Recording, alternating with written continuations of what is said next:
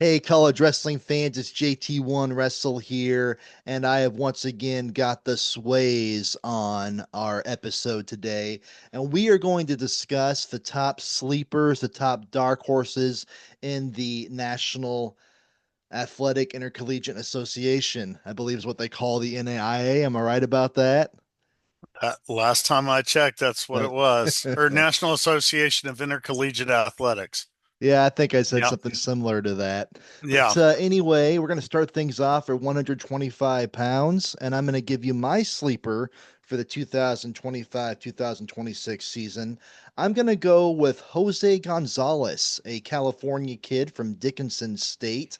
He has thus far been second and third in the Heart of America athletic conference. He's a very, very tough kid. Often has to wrestle those Grandview kids in there. And he was also fifth at the Missouri Valley Invitational earlier last season. So I'm looking forward to seeing him wrestle this year. I think he's due. I think he's been very close in the past to being an All American. And I do think he'll finish top eight this season.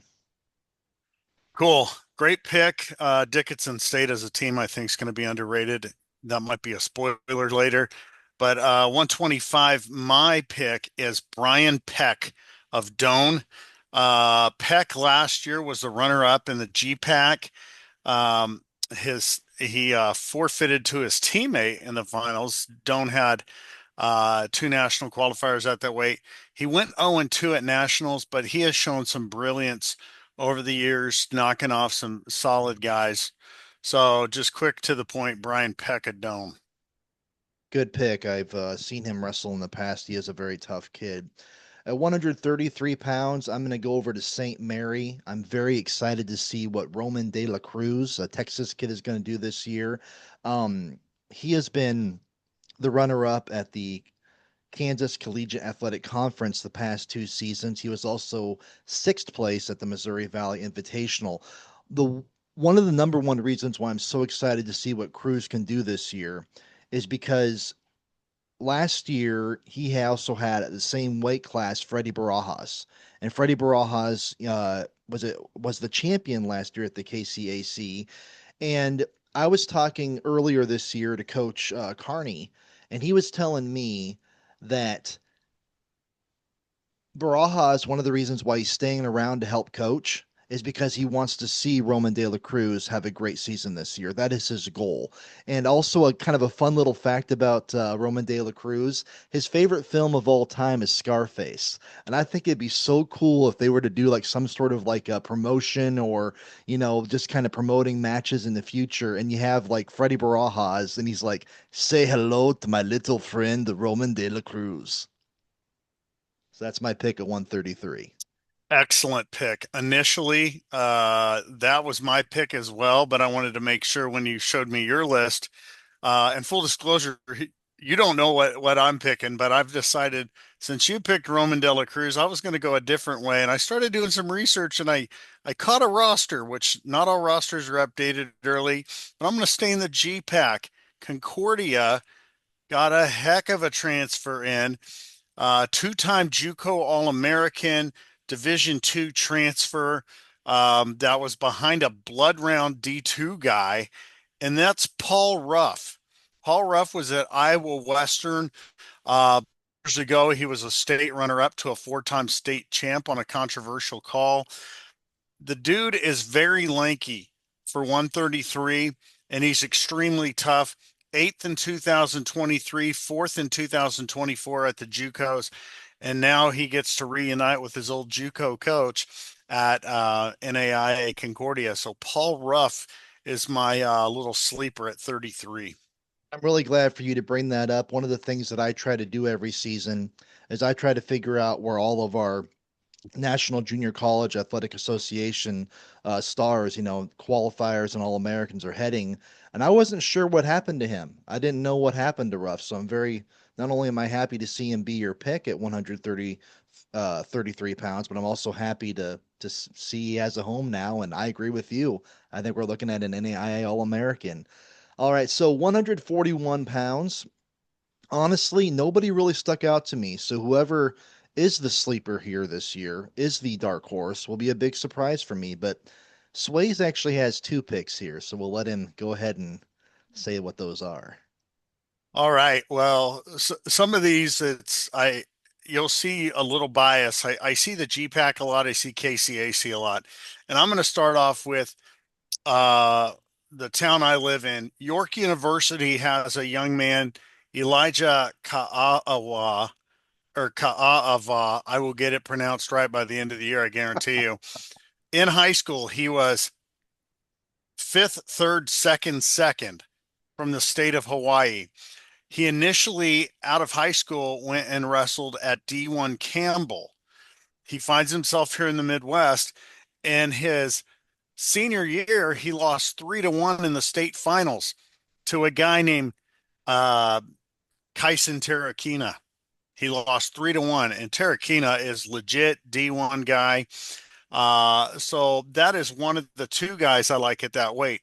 The other one I really like, and I put Super Dog on this one. I think out of all the guys I have, this one might be one that really shocks some people.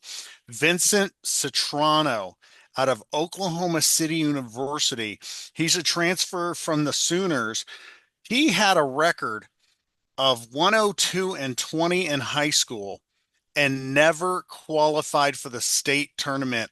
He is a Pennsylvania kid. You don't see many Pennsylvania kids in the NAIA. I expect big things from Vincent Citrano. I like both of those picks, and going back to the one that neither one of us know how to pronounce for sure. What I really love about that pick is we don't get to see a lot of great wrestling from the state of Hawaii that often at the collegiate ranks. So I'm anxious to see how he does as well, helping to put Hawaii on the map as far as college wrestling is concerned.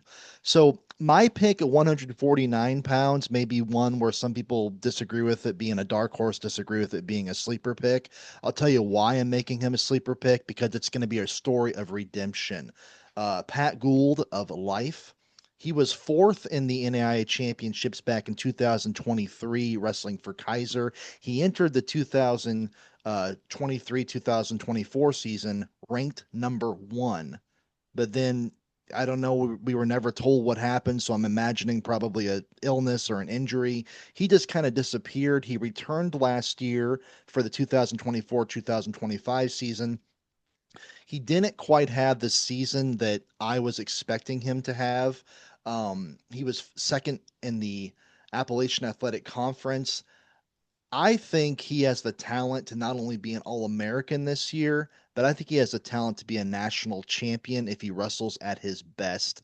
But right now, he's not going to come in ranked up in that area, but I think he can finish up in that area. Cool. Uh, that is a guy that I think some people have forgotten about, which is very dangerous. And I think with him being forgotten about, he's got a chip on his shoulder to really rough some people up. My 149 pick, I don't have much to say except he was second in the Wolverine Hoosier Athletic Conference last year. I think there's a lot of upside from a program many people may not know about, and it is Marlon Williams out of Marion University. So that's my pick at 149. Moving on to 157 pounds, I'm going to take a look at Ben Miller of Doane, a two-time GPAC champion, also won the very tough Oppenheim championship last year.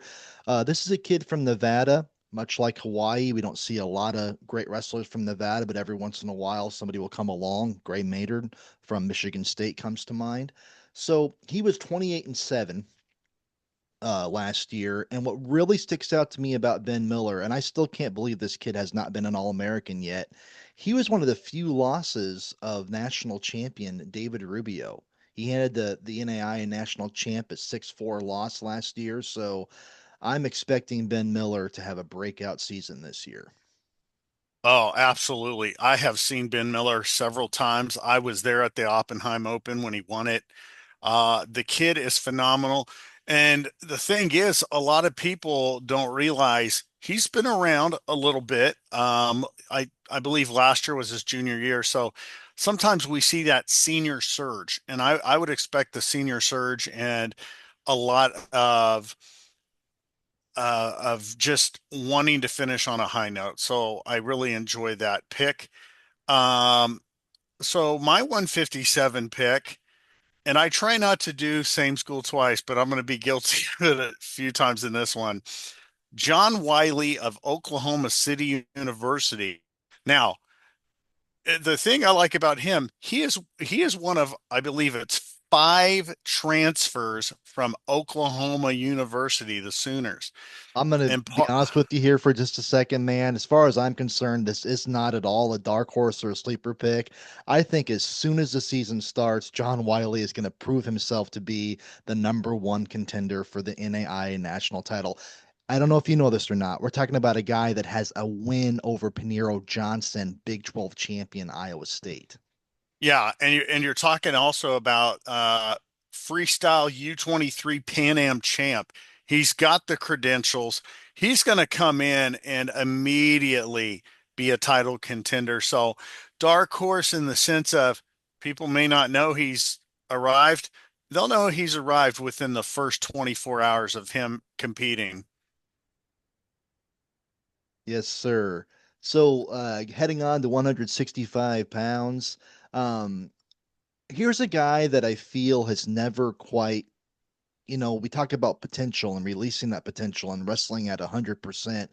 I always feel like this is a guy that's kind of held something back a little bit, and I'm really hoping that what you said earlier about how sometimes seniors they get it into their mind, this is my last shot. I need to go 110% every match. I think if he does, he's going to be a force to be reckoned with. I'm talking about Bridger Hall of Providence. Thus far, he's been fifth, third, and second in the Collegiate Cascade Conference. I think he has the potential to be a conference champion this year and an All American. He wrestled, I would say, maybe not extremely great, but he wrestled very well at the Missouri Valley Invitational last year, taking sixth place. I expect him to be on the award stand at the NAIA championships at the end of the year. Nice. Good stuff. Um, 165. I don't have a lot to say about my guy. He is a former JUCO guy though, and not not a typical JUCO program you hear a lot about, especially when the school I'm going to tell you about is Chuck Carney's University of St. Mary once again. But the thing is, Coach Carney, for those who don't know, was the longtime head coach at the University of Oregon. When they dropped the program, he was the guy in charge. He has that great connection still in Oregon, and he was able to steal a guy out of Southwest Oregon Community College that qualified for nationals last year but went 0-2, and that's Michael Ager. And I think Michael Ager, if he can get back that he's been a three-time national qualifier from what I've seen. I really think he has the potential to, maybe not all American, be in the hunt for at least 2-2, possible blood round.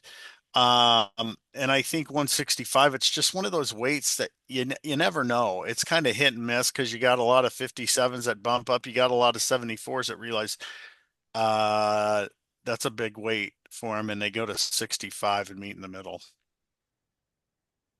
So my pick at 174 pounds is going to be someone that he's kind of gone around a couple different places. He's a Michigan kid. He started off at Central Michigan, then he ended up doing most of his career at Indiana Tech. But he's going to finish up his last year of eligibility at Arizona Christian. And we were talking about having a chip on your shoulder. This guy finished round of 12 at both the Missouri Valley Invitational and also round of 12 at the NAIA Championships last year. I'm talking about Leo Galasso. Now, here not too long ago, I had assistant wrestling coach Skylar Crespo on JT1 Wrestle, and I was talking to him about Sean Archuleta being the first ever Cascade Collegiate Conference champion and one of their first ever All Americans, and how he had the potential to maybe be an NAIA national champion this year.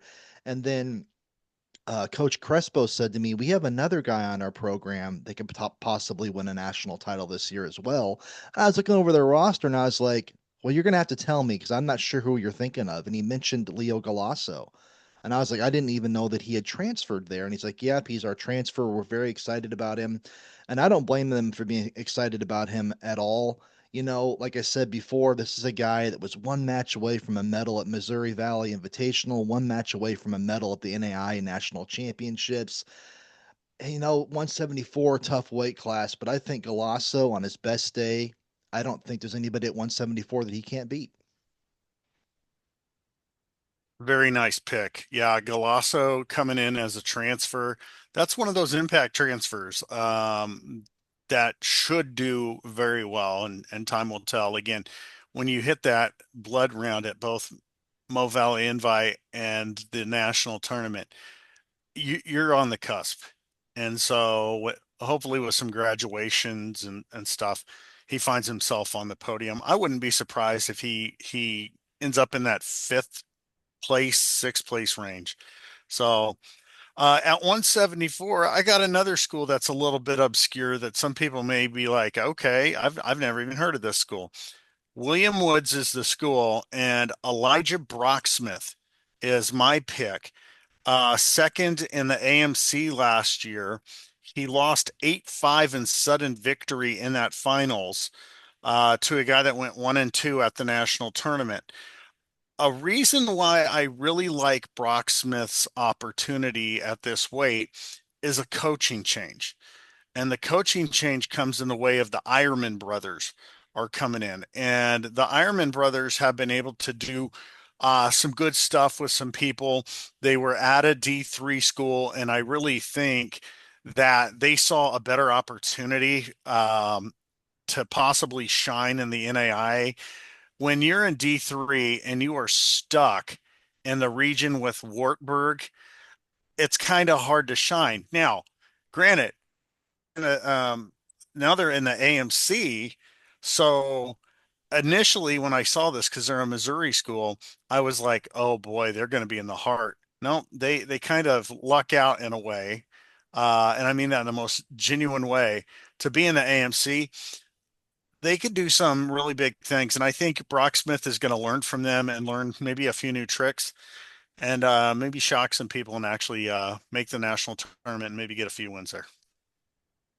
Not trying to, I guess I'm a little bit confused here myself. I didn't realize that because I was thinking, you know, I had Coach Bo Bedison of St. Ambrose on here not too long ago, and we were talking about the fact that they're going to be hosting the first ever Heart of America duels, and I swear that I saw William Woods as one of the participants. I guess Well, maybe they're and in the AMC instead. and maybe I misspoke, but I know Brock Smith was in the AMC last year. Okay, So that's something I'll have to double check on, but it would make sense if they're in the heart because all the other Missouri let's say schools, geographically, except yeah. yeah, except for Avila, who's in the KCAC, are in the heart. So yeah, I'll double check that and maybe here by the end of the video we'll get some confirmation. Sure, absolutely. My pick at 184 pounds for who I think I mean, this is a true sleeper pick. One of mine, no doubt about it. We're not, undisputable. This is a sleeper pick. I'm gonna go with Hunter Weimer of Concordia, Nebraska, a California kid. Here's why I like this guy so much. 2 years ago, he went 9-19. Not a very good record at all. He turned that around last year, 1 year later, to a 21-7 record. Not only did he turn that around, he was fifth at the Missouri Valley Invitational, wrestled just phenomenally well at Missouri Valley Invitational, and then he was third in the GPAC. So this is a guy, my thinking is if he can go from 9-19 in 2023, 2024 to 21-7 last year with all the credentials that he had, if he can improve that much from last year to this year, think about how good he's going to be. So I'm excited to see Hunter Weimer on the mat this year. Yeah, Hunter Weimer is legit tough.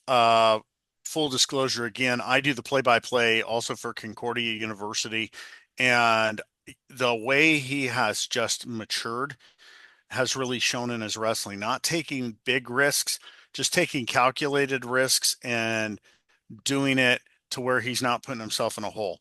Um, so yeah, that's a great thing. Now, jumping back real quick to Elijah Brocksmith, I did see that last year, um, he was the, oh, well, this says he was the AMC champion. So I said runner up.